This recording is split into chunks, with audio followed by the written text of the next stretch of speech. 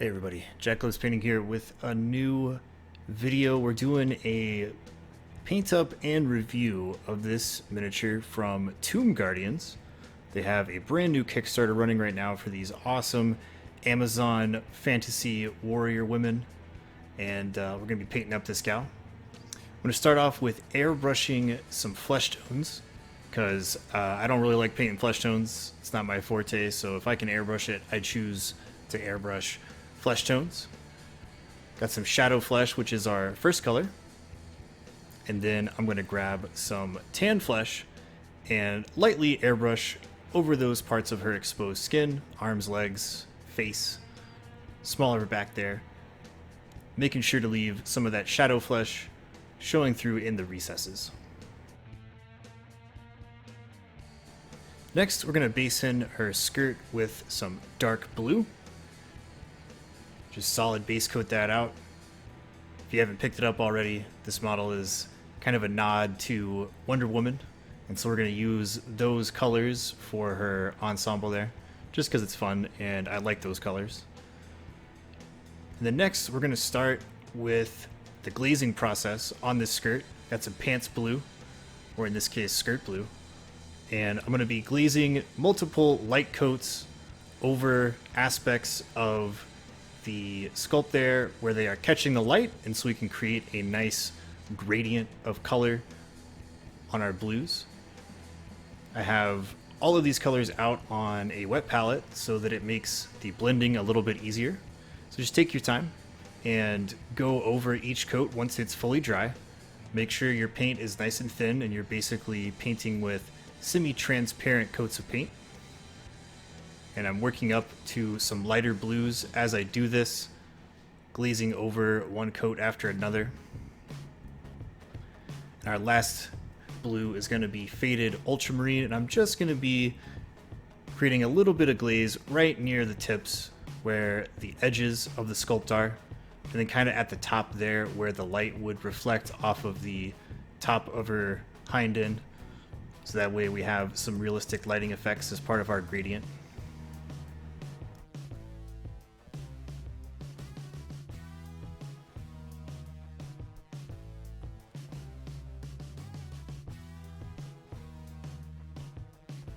Next, I'm going to base out all of her leather kit. So she's got this vest, leather armor top, and some little pouches on her belt and her boots. So I'm just going to base coat those out with some mahogany.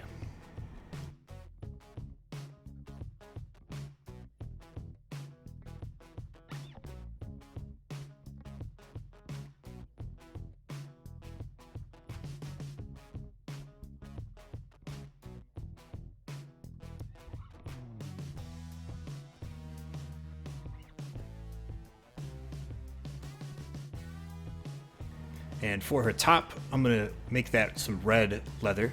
So I'm again going to be glazing some highlights with some reds, starting off with burnt red and creating some gradients where the shadows of that leather are going to be much darker brown, and where the light is hitting it, it's going to start to reflect red. Just taking my time. When you're glazing, make sure that your paint is super thin. It's always easier to put on more coats than it is to try to fix paint that is too thick. So just make sure it's super thin and let each coat dry before putting on your next one, because sometimes you can reactivate the coat of paint you just put down and kind of tear it up or rip it up off the model, and you don't want that. Next, we're going to go to some bold Pyro Red, and I'm going to be going over these highlights, just painting smaller and smaller little highlights to create that nice gradient. Going with kind of a sketchy style with this model. I like to paint fantasy models a little bit more sketchy and freeform than super tight and clean like I do sci-fi models. After that bold Pyro Red, I'm actually taking a little bit of tan flesh and mixing that into the bold Pyro Red on my palette there to create kind of a faded red color. And I'm just doing some minimal highlights right on the brightest part of that gradient to give it a little bit of a faded leather kind of look, and also having the brightest points pop out on the model. Now we're going to highlight the brown leather of her boots and these little pouches. Some light umber. Just glazing over those areas, creating gradients again where the light is going to be brightest, reflecting off of those surfaces.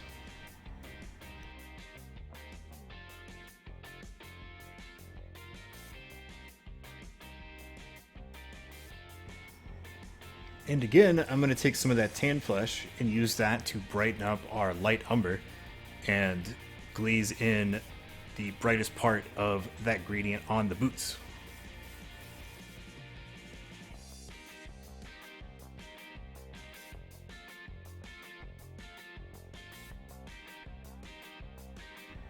Next, I'm going to grab some coal black and we're going to use that to base out our hair. Nice solid black base coat for some dark black hair.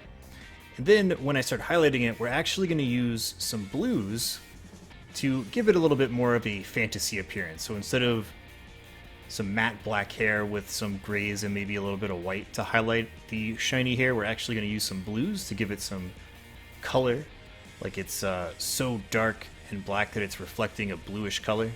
I like that in cartoons and in fantasy and stuff like that, so we're gonna be doing that kind of workup. And I've got the same blues that I worked on her skirt, so dark blue, pants blue, and faded ultramarine, and I'm mixing those on my wet palette there so that I can blend them on her hair through some wet blending and glazing, so that down near the tips or ends of the strands of hair where the light would be reflecting off of it, we're going to give it that sort of cartoony fantasy look, like she's got some blue highlights in her hair. And then at the very end, we're going to be doing some highlights around the crown of her head where the hair would be reflecting light and be kind of shiny, with the brightest color, which would be faded ultramarine.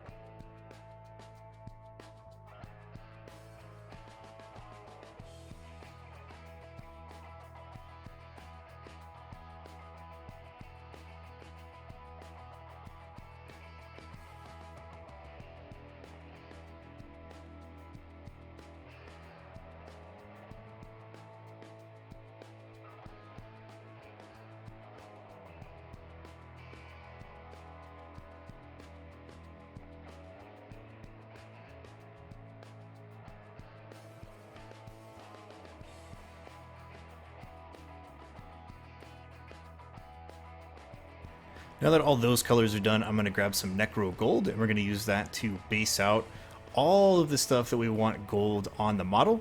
So her belt, the armor on her boots and arms, these little metal star-looking shapes that are punched onto the leather strips of her skirt, everything like that, we're just going to base that out in Necro Gold.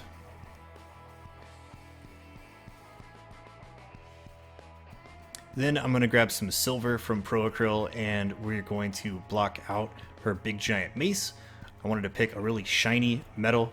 In a lot of fantasy games, fantasy metals like Mithril are supposed to be really cool and high level, so I picked a really shiny silver from Pro Acryl to base this out. Like she's got some level 99 Mithril mace. I think that's a pretty cool idea. So I'm just blocking that out. Next, we're going to move to the wash phase, and I'm going to be using the Mr. Hobby weathering system. And like in my other videos, I'm going to start off with the oil solvent and paint that all over the model to get it lubed up. And then I dip my brush in the multi-black and put that all over the model and rapidly move my brush around while it's still nice and wet to push that wash and get it into all of the recesses and everything. And then I do what I call the dirty brush, clean brush method, where I have my dirty brush that I just applied all of the multi-black with, and then I take a slightly smaller brush and I dip that in the solvent so that it's very slightly damp with the solvent, and then I use that as a blending and erasing tool to clean up all the excess, wick that away from the model, and then use that to clean and blend the areas where I want the wash to not stain the model. So as you can see, I'm cleaning it up off of her big slabs of muscle and the nice flat strips of the skirt and her leather armor on the face, on the weapon and everything like that. I'm just making sure there's not any big coffee stains or pools of this weathering wash on there anymore. And when it dries, it creates a really nice blended look. So it's a very back and forth process. It can take a little bit of time, but on a single hero type model like this, it's so worth it because the final look is amazing because you have this really nice shaded, blended system on there, and it just gives so much depth and detail to the model. And these models in general are pretty nice. They're of a good scale, nice metal castings, not much cleanup. And so far I'm really liking working on it. I'm gonna break out the stain brown and we're just gonna put that over some areas in the model. Helps kind of give it a weathered patina and also shade the skin a little bit. So I'm just applying that and then gonna blend it back out.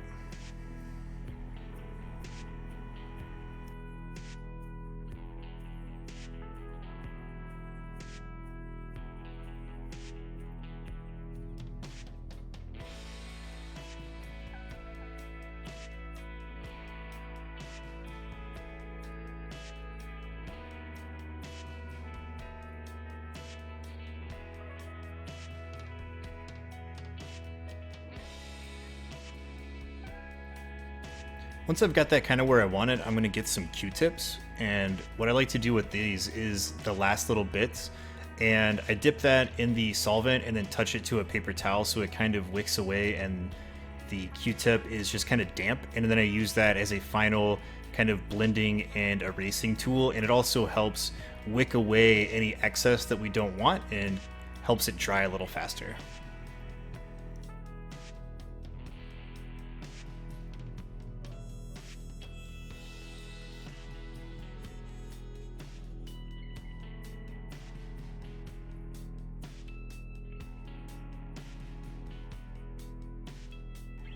Next, I'm going to grab some bright gold, and we're going to use this to shine up our gold bits. They were kind of dinged down by the weathering wash, so I want to come back with some black gold and kind of pick out some shine on some parts of those gold areas. Make sure that they're reflecting some shininess on some of the details.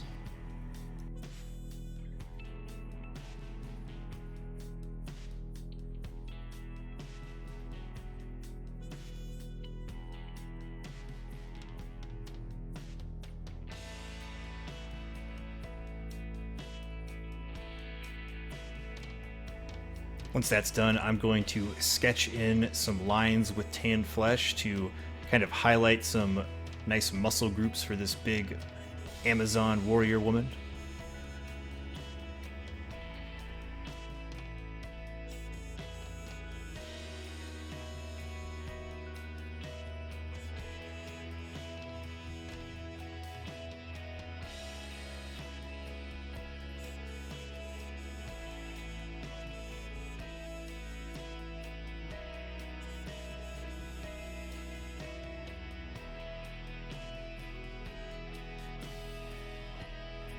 And for the detail highlights, I'm going to go back to the brightest colors that I used when glazing in our gradients, and I'm just going to use those to sketch in some edge highlights and detail highlights on the various pieces.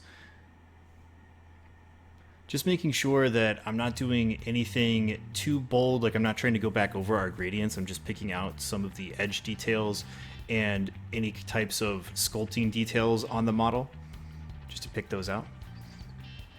On the skirt there, I'm just picking out the lines on those leather strips that form the skirt, and then around the bottom edges to show that they are long strips of leather and not just one piece of cloth that goes all the way around in a skirt shape. And once that's done, I'm going to edge highlight and detail the little leather pouches, the sheath of her knife, and her boots.